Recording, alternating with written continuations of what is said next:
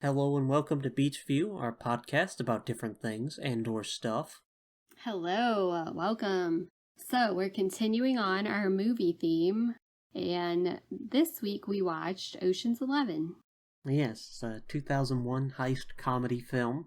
It's based on a 1960 film, also titled Ocean's 11. Yeah. And it's a heist movie where they steal stuff from a place.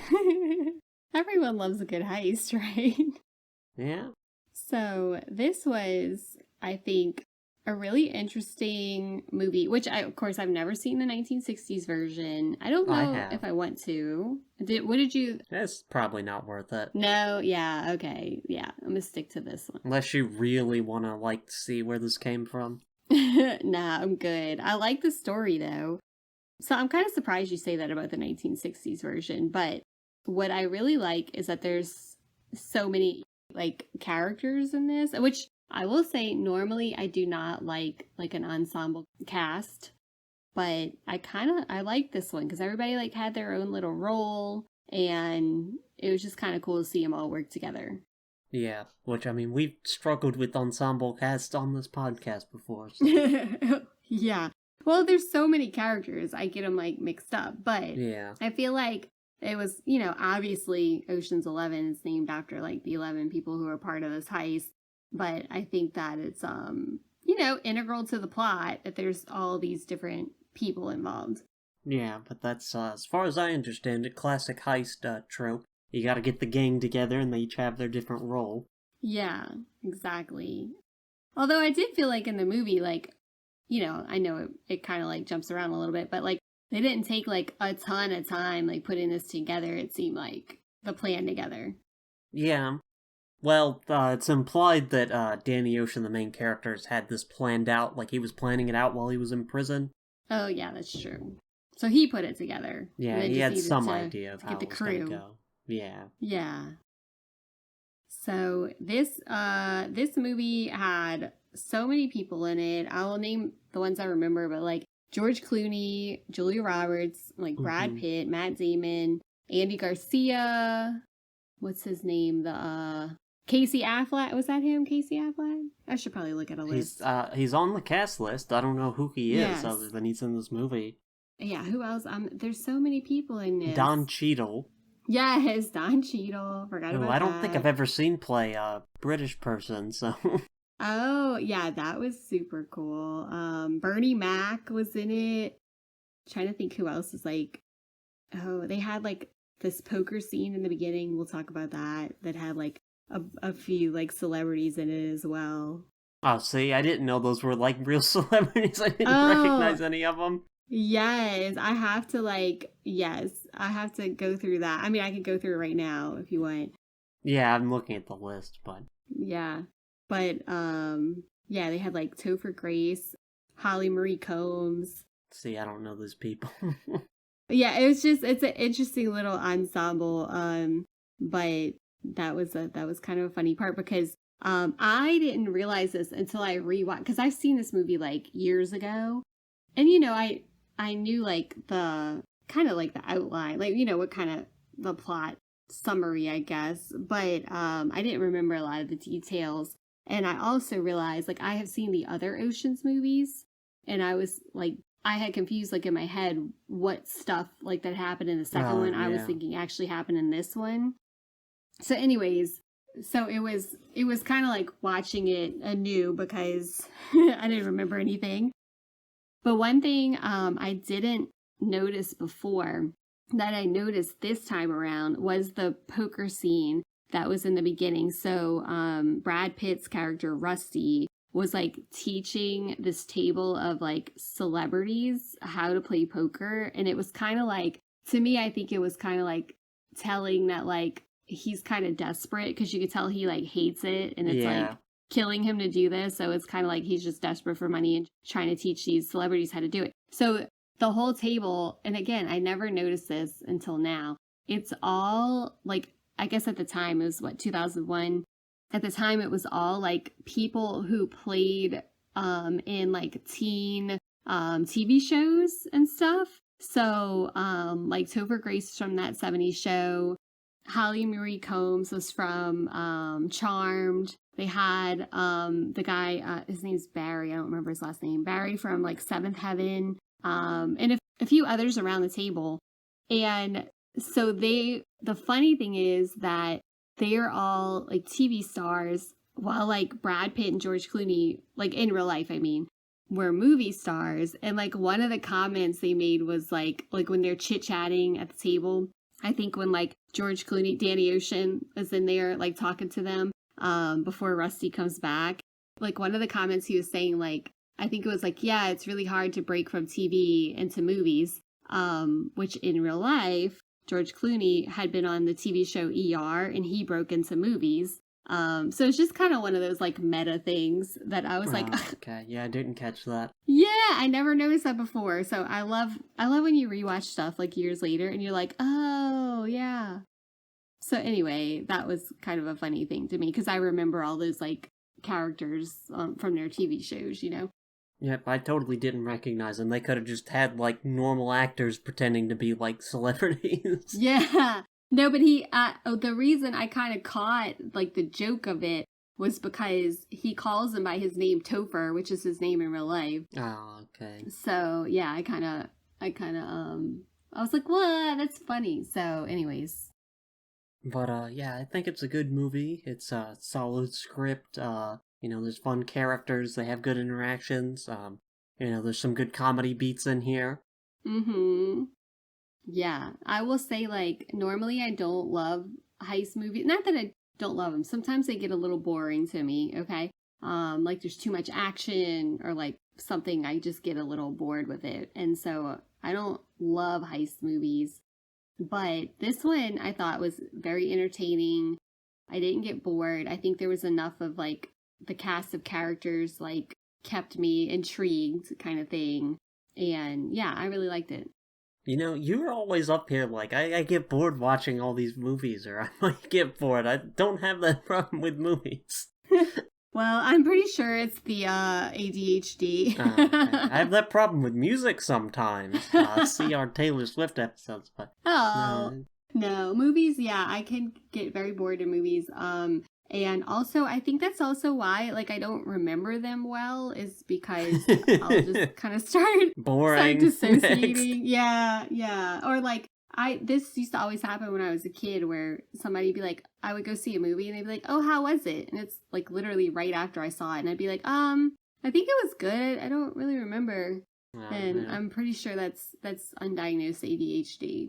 But, yeah, this definitely isn't a boring movie. No, it's entertaining, for sure. Keeps the pace very well. There's like a twist for the audience and one of the characters that it pulls off that I thought it did, pretty well. Yeah. I will say the central, like, romance of this does not work at all. We'll get into it some more after the plot synopsis, but yeah, did not buy agree that. with you on that one. Yeah, I agree with you on that. Especially because that's, like, the only woman in this movie, so... Right? I know, it's like the only one. Yeah. But, yeah.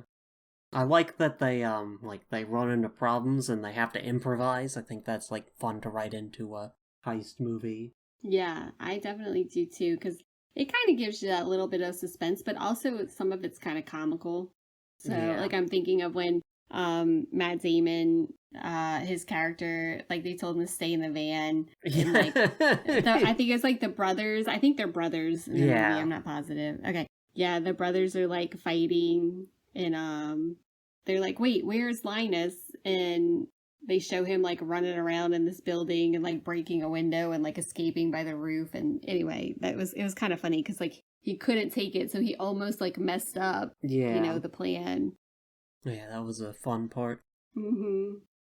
But, I guess I'll get into the plot synopsis. Sure. Yeah, so we open on Danny Ocean, who is, we open on his parole hearing. Mm-hmm. He leaves parole and immediately wants to get back in it. Goes to Atlantic City and meets up with a former friend, co-worker. I don't know quite what you'd call the relationships in this movie. Yeah. Frank, who's, I guess runs scams as the, dealer. Yeah, sounds like it. Yeah. But he does that, finds out his other friend, Rusty, is, off in, where is he, LA? Trying to teach celebrities poker. Was it Vegas or was it LA? I don't remember. I'm pretty sure he was in LA. Okay. But, yeah, so he leaves, violating the terms of his parole. Of course. Leaves to go to LA and meets up with Rusty, and pitches him on a heist he wants to pull, where he wants to rob 3 casinos on the same night. And they're kind of like, yeah, this is a really hard job to do, basically impossible. But he's like, we're gonna need money. And the 3 casinos are owned by one person, Terry Benedict. And so they're like, well, who do we know that has a grudge to pick with Terry Benedict? So they meet Ruben, who's a former casino owner who got pushed out by Terry, and he's willing to finance it to hit them. There's kind of a funny scene where they, like, sell him on it. Mm-hmm. And from there, they put the team together. So it's like, I don't remember which order this goes in, but they're, like, flying to various places across the country, or, like, trying to get people to sign up for this. So I'll list off the people. Yeah, there's the 2 brothers who were, I think they're supposed to be drivers, but they, like, do a little bit of everything. Mm-hmm. There's the computer guy whose name is Livingston Dell, but I don't remember that coming up. Yeah. His main character trait is he's very nervous. He sweats a lot. There's Basher, the explosives expert. There's Yin, who's an acrobat, who they want to, like, squeeze into tight spaces and, you know, to sneak into places. There's Saul, who's, retired, seemingly, and they get him back for one last job. Mm-hmm. He's also got health issues. And then there's Linus, whose dad is somebody that, like, they all know is, like, thieves and con artists. Yeah. Who's a pickpocket, who also does a little bit of everything for some reason. Yeah. But he's, like, the youngest member of the group. He has, like, something to prove. Yeah.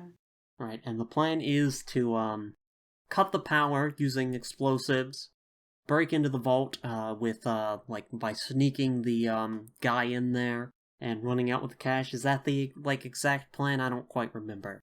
Yeah, they basically are trying to make off with, they say it's $160 million, but I think we find out later they're only taking $80 million. No, they do take the whole money. Oh, they do? Okay. That was part of their feint towards, the owner. Oh, that's right. Okay, yeah. Yeah. Yeah, because there's a twist in here that, like, kind of screws things up. And a few, like, improvisations they have to make. Yeah.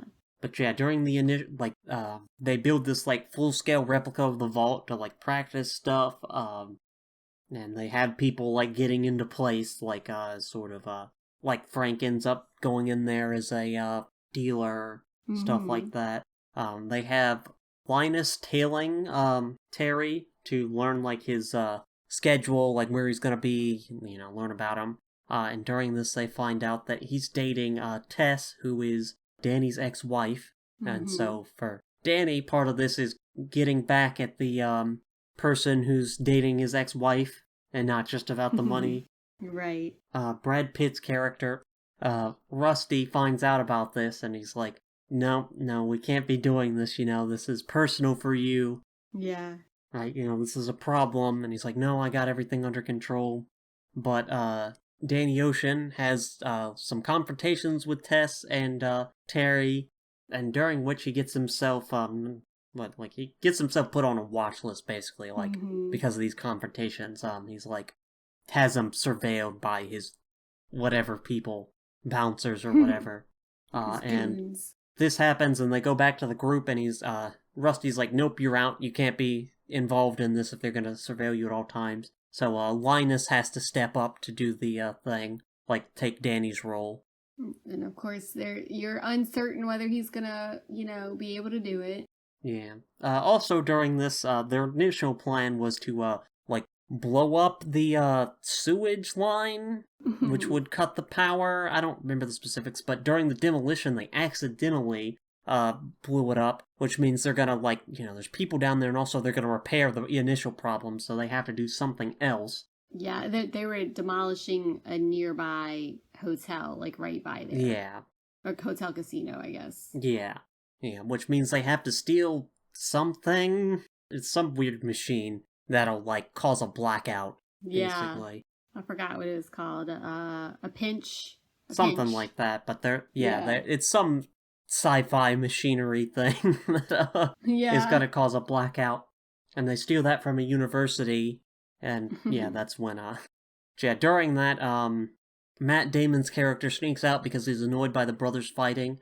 And they have to, like, make a surprise, like, rescue for him, during which, Yin's hand gets slammed in the door, so he has, like, a yeah. broken or sprained hand or something, so he's like, Ouch. yeah, that causes him problems. But he says he can still do it even with the, damaged hand. Mm-hmm. Yeah, they have, their computer guy's got, access to all the security cameras. Saul's going in as a whale. Mm-hmm. Yeah, the other people just kind of, like, hang around and do various things. A lot of them, like, dress up as people to, like, pretend, they do the, con man thing. The old bait and switch. Yeah, they pretend to be someone to get into places or to get things. Mm-hmm. We end up, at the night of the heist, they go in there, Danny Ocean's in there, despite the fact that he's, like, supposedly out. Right. Right, and they run, Saul's character has, he's being a whale, and he has a briefcase that he wants, like, put in a high security area. So he's, like, bugging the, casino owner about this. I forget what's in that briefcase, but it's something that, like... It was it was like 4, like, emeralds, basically. Like, huge emeralds, it looked like. Well, that's not, like, the real thing. That's, like, they want that suitcase in there for some reason. And I forget why. Because the emeralds, like, they looked like jewels, so that the Terry Benedict thought they were jewels. Right. And yeah, but they were used, like, Yin used them to, like, he put on the vault door along with another little device to, like, blow it up. Oh, they're explosives, okay. Yeah. Those were the explosives, alright. Yeah. But yeah, they do that. They sneak Yin in there in, like, a little casino holder thing. He, Casino holder, squeezes in there. Well, and he uses his acrobats. Right, and he also has to, like, jump to avoid skill. lasers and stuff. Yes. Or, like, if he touches the floor, that's gonna trip something. So he has to, like, jump on shelves and stuff. Yeah. Let's see, Linus is disguised as someone from the, Nevada Gambling Commission or whatever. It's like a government official. And he's like, Frank is, he's been accused of fraud or whatever. So one of your employees is like, we need to deal with this. So that's like to distract, what's-his-face? Terry. While stuff's happening. Yeah, Terry while stuff's happening. And meanwhile, Danny gets, picked up by his goons, to be, attacked for bothering, Tess. But he actually knows the guy. They get to, like, bring him in there to, like, beat him up. So, he's there, he's, like, sequestered to a room, which basically gives him an alibi. Meanwhile, he sneaks out into the elevator to join up with Linus, who's also in the elevator going down to the vault. And they end up together. That's the twist. You thought Danny was out, but he was part of the plan the whole time. Yeah. They go down there. Yin almost doesn't pull off the explosive trick because of his hand being injured. His bandage gets caught.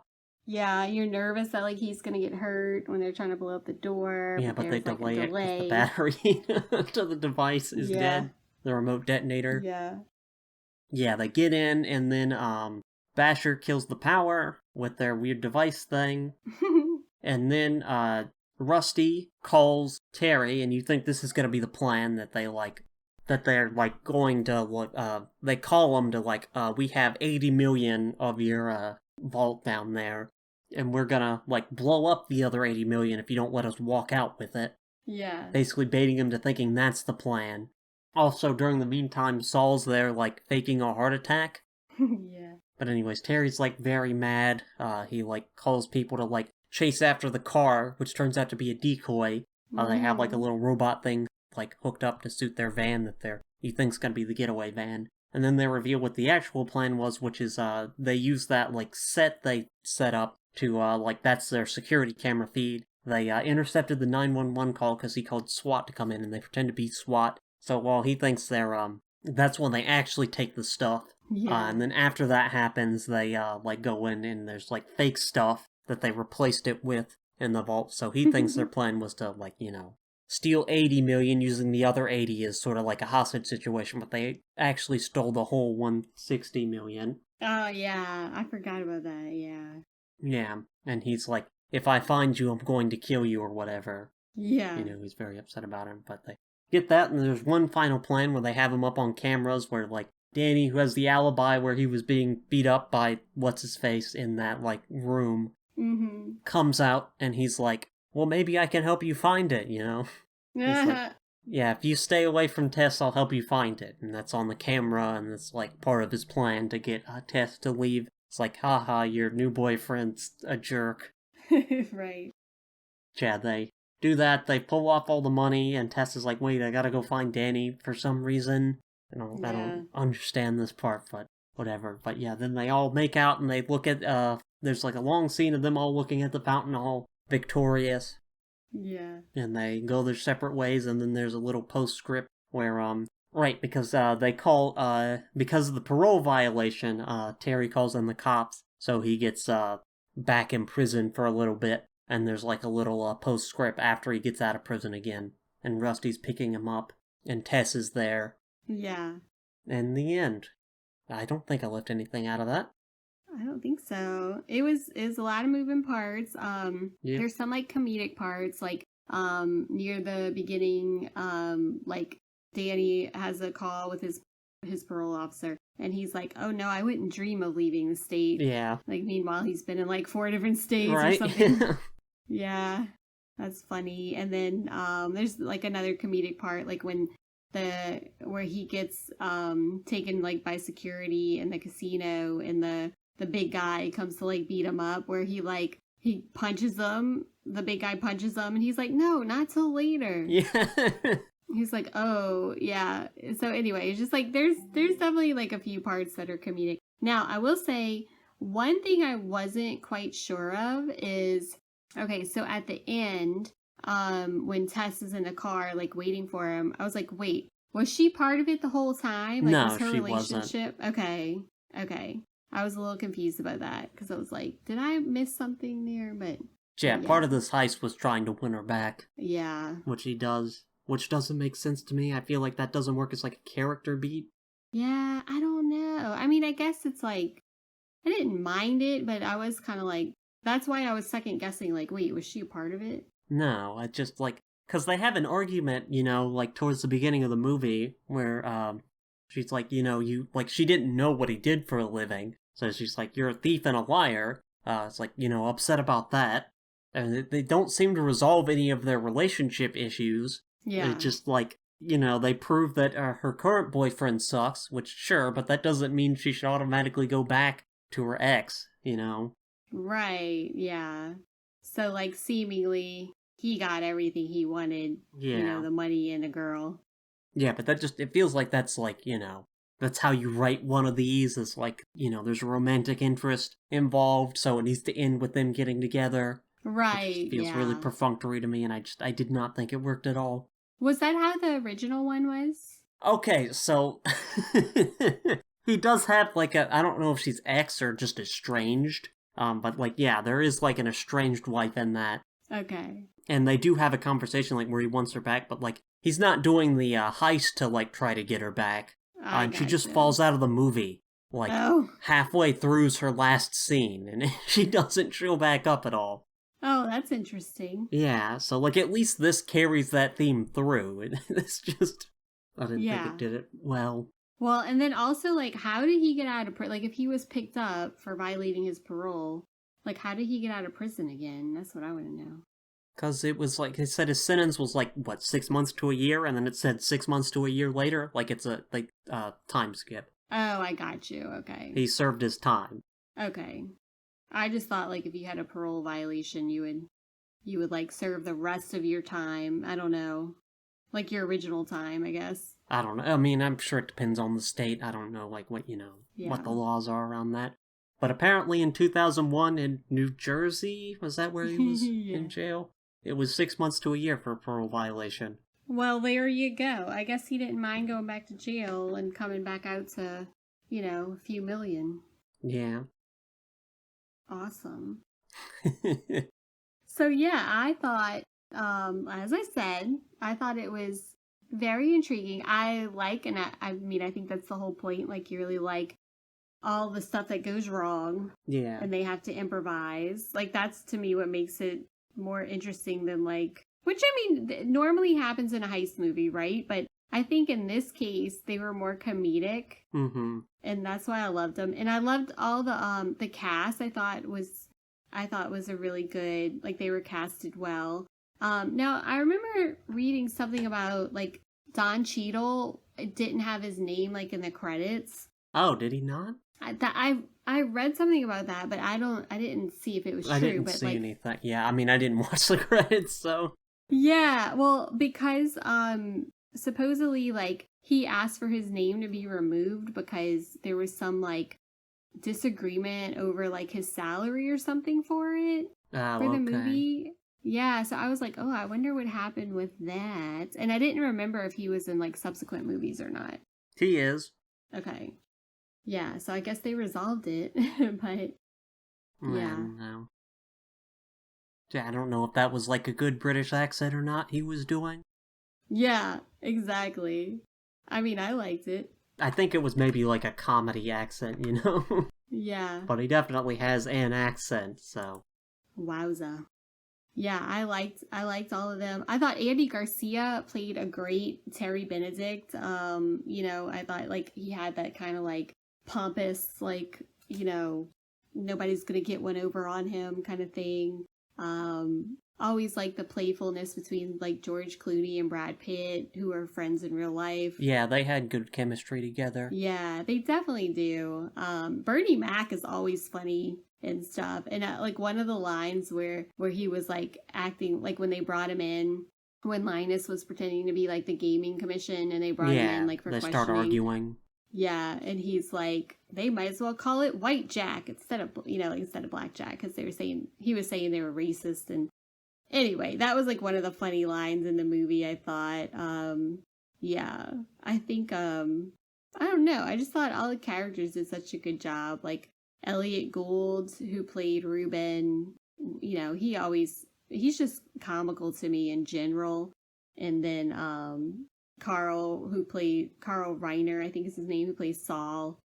I thought he did a good job. You know, they're all just very funny people. Yeah, I think the funniest scene though was when we were talking about earlier, where Matt Damon's character gets fed up with the two brothers arguing, and they just he leaves, and they come back before he does. So Wow. yeah, him getting fed up with them because they argue like constantly throughout the whole movie. Yeah, which is very funny. I now want to rewatch the Ocean's 12 and wait, they have 12, 13, and then 8, right? Yeah. Yeah, I kind of want to do like a movie marathon now. It's I funny already because like did you that. don't think about yeah, you did that, but you don't really think, or I don't really think about these movies much, and then I'm like, oh, I want to kind of watch them again. Yeah, I think this is the best out of all of them, though. See, I don't remember. I really don't remember 13. Like that one's just a blank to me. 13's kind of like they try to go certain places with 12 that's kind of different, and 13's back like they're robbing a casino again. It's kind of like playing the hits. Gotcha. Yeah. Although Julia Roberts isn't in that one, so. Yeah, she's in 12, right? Yeah, and doesn't she is. like play herself like Julia Roberts? Yes, and she like that's a whole they do that whole section. bit. Yeah. I think that's funny though. But this one I thought she had a bigger role in, honestly. I didn't really remember it that well. But one of the other things I thought was kind of, you know, comical was how Yen only speaks Chinese like through the whole movie. And so, you know, they can't really communicate with him, and they all just kind of like look at him when he talks, which is funny. And then like at the end, when they finally get into the vault, he's like, "What took you so long?" Like in English, basically. So that was kind of, you know, one of those other funny things. Yeah, I also like they have a little bit of a twist here, which I mentioned earlier, but you know, you think Danny Ocean's out because of the whole getting like whatever the term was where they're like surveilling him. Yeah. But that turns out to be part of the plan the whole time. Yeah. as well as like pulling the one like that you think like when they're like, we're taking 80 million and using the other 80 million as hostage, you think, oh, was that their plan the whole time? But no, that was just to fool Terry Benedict. And then you realize the plan was, take the whole thing. Yeah.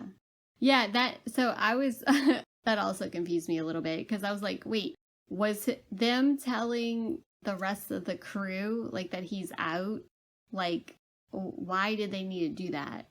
I think they were just trying to screw with Linus, because he's the newer member. Oh, okay. I gotcha. Because they were like, are you going to step up for this kind of thing? Yeah, that was also like, that maneuvers him into place. Initially, he wasn't going to do that, but then they, Yeah. I think they were just kind of messing with him, and it also, messes with the audience by giving it a twist. Yeah, okay, I gotcha. Because I was like, that's why I was questioning, because I was like, okay, that was all part of his plan. But then that's why I was questioning if Tess was part of the plan too, because I was like, maybe I didn't catch something, but... Yeah, I think it would have been a better movie if she had been. Yeah. Instead of just being the love interest. Yeah, that could have been a cool twist as well, that, she was in on it the whole time. Yeah, and I mean, I like Julia Roberts, but I felt like if they wanted to play out the love thing, they could have... I don't know how they could have made it better, but I think you're right. It was kind of more like a side quest type of thing than being like one of the main things. But I did like how she showed up at the end. I mean, I thought that was cute. But yeah, I don't know. I just like this whole crew. I thought they did a good job of, putting them together. Everybody has their own job, their special skill, Except half of them just do stuff. That's part of the problem with, these movies. That's why I'm reading them off a list. Yeah. Because, I think the two brothers are supposed to be, drivers. But they, end up, in the casino, disguised as people. Yeah, they're, the security, bringing the briefcase of the jewels, and then they're, they change into different uniforms, multiple times. They're, housekeepers, I guess you would call it, but where they were bringing, a tray of something up, and then they were the people bringing the casino storage bin, I guess you would call it, with yen inside. So they had multiple roles. So did Linus, who's supposed to be a pickpocket, which he does do that once or twice, right? But most of his stuff's disguising as the gaming commission guy and then breaking into the elevator, which is two separate roles. Right. And then he helps bust open the vault, basically. Frank barely does anything. Yeah. He's needed for that 2-part act of the gaming commission thing, but he's just kind of there. Yeah. Unless I'm forgetting something. Wait, which... Okay, let me think about this. He's the dealer. Oh, yeah. Yeah, he's needed for the distraction. I don't know that he does anything else, does he? Yeah, I don't think. They just need an inside man, I guess. Yeah, because he gets a job as a dealer, but... Yeah. Yeah, so I guess maybe he was just for distraction. Which is kind of funny, because, it's $160 million. Everybody's getting an equal cut. And some of them, barely did anything. Yeah. But I guess that's good, right? Mm-hmm. You don't want to get greedy. Yeah. I do think it's funny, though, that, the computer guy is just, really nervous. When he goes in to, do the thing, and he's just, sweating like crazy. He goes in to, hack into their, cameras. Yeah. He had some funny, but also, comedic moments because of his sweat. Where he gets, kind of lost because he wrote stuff down on his hand. Right. He wrote on his hand and he accidentally wiped it off. Yeah. And then he got, lost. Yeah. Several times where you thought they weren't going to make it, and they did. Yeah. Oh, and another thing, I feel like heist movies in the modern era at least have, high-tech, almost, sci-fi security stuff. Yes. This has all those lasers and stuff that I'm not sure were real in 2001. They might have been. Yeah. But yeah. It's funny because the original is from 1960s, so quite different in that regard. They don't even have cameras in the 60s, so they didn't have cameras? Oh. That's interesting. Yeah, which is I think one of the reasons to remake a movie like that is the technology's changed so much. it is sort of Yeah, a I didn't different think deal. about that. Yeah, I love that kind of I love that they don't like super explain what the technology does either. Some of it, Yeah. like they're just basically like, trust me, it's gonna work kind of thing. So I think that's super cool that like I would say cool. It didn't bore me, I guess I would say. Like that they're using all this like high end stuff. But that's what kind of makes heist movies like, you know, everybody thinks they're so cool because they have this like technology that nobody else knows about kind of thing. Yeah, which this movie's not as bad as the next two, which definitely have some like like kind of sci-fi tech stuff, like gadgets. Yeah, exactly. Yeah, pretty good heist movie. Aside from the like romantic subplot, I don't really have any issues with it. Well acted, well plotted, funny. Exactly. Definitely. Good movie all around. I would definitely want to watch the rest of them. Yeah, I think it's fun seeing all these people, like, more than 20 years ago now. Yep. And seeing all these actors, like, they look so much younger, and I don't know, I just think it's kind of funny. Yep. Yeah. All right. Any other commentary on Ocean's 11? No? Should be good. 2 thumbs up right there. All right. So, I'll take us out. This has been Beach View, our podcast about all sorts of things and stuff. And thanks for listening. Bye. Bye.